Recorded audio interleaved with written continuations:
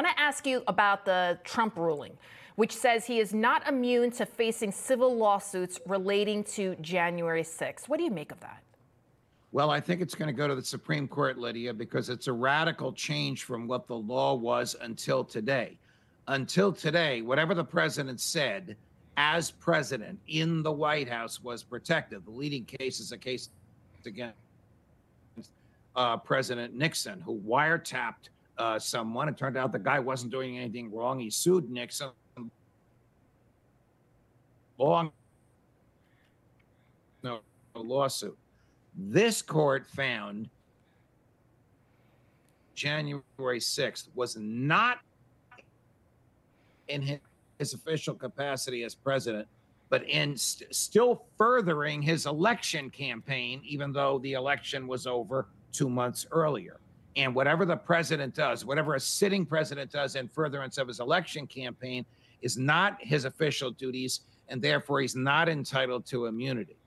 How they can say that he was still running for office on January 6th when the election had been over on November 4th is beyond me, but that's what they've argued, or that's what they've ruled. A 3-0 ruling, including a judge who was a lawyer in the White House for Donald Trump. I think this is going to go to the Supreme Court. You know, they're obsessed with going after President Trump. When you look at the national polls, him up against Biden, Biden is trailing him by an average of 2 points. A New York Times poll found that Trump beats Biden in 5 out of 6 swing states. His margin up against DeSantis, it's widening by the minute. And then you have even states like Colorado and Michigan, they're trying to kick him off the ballot. The Colorado judge said, okay, we can keep him on the ballot, but he's guilty of insurrection, even though Trump's never even been charged with an insurrection. So, Judge, do you think this is political election interference at the highest level here?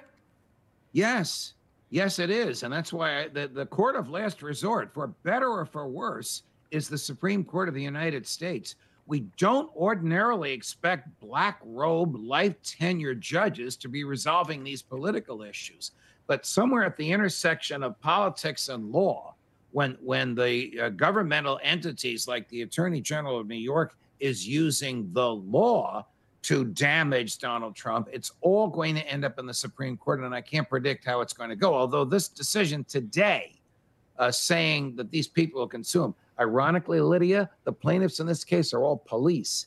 They are Capitol Hill cops who were injured either physically or financially as a result of what happened, and they want to sue Donald Trump personally for those injuries. All this is going to end up in the Supreme